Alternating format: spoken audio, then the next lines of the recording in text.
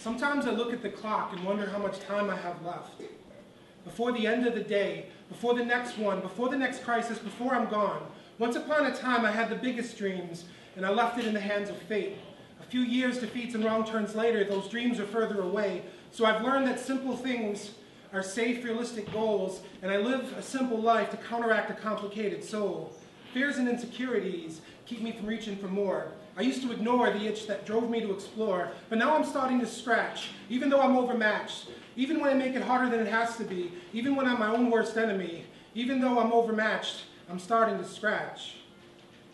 I'm always talking about how the pen loves pain. The words may be different, but the writer's the same. Creative may be, but everything seems to end up sad. And I wonder nervously if my destiny is to one day go mad, because I'm a little concerned about my well-organized mess. These persistent ghosts have found my new address. I'm haunted by choices and decisions left behind me. I disappear publicly and speak only through poetry.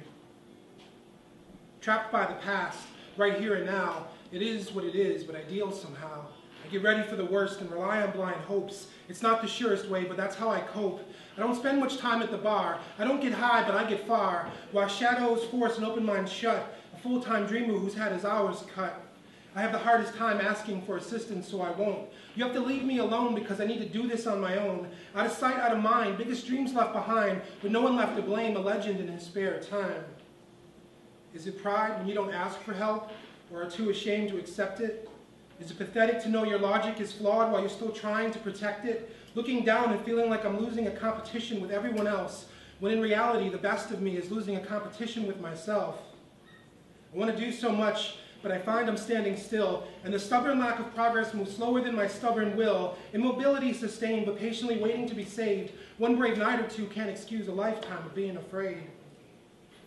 I want to give myself to you, but I'm afraid you won't accept me. Or if you do follow through, you'll follow suit and neglect me. The story of my life, I give you a fish, you give me the bones. Been walking the same streets for 10 years looking for my next home.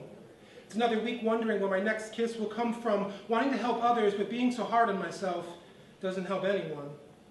It's the back and forth, give and take of the battle within. The struggle calls me out right after it hardens me again, and I do everything a subdued mind can find permissible. Being there some of the time is sure better than always feeling invisible.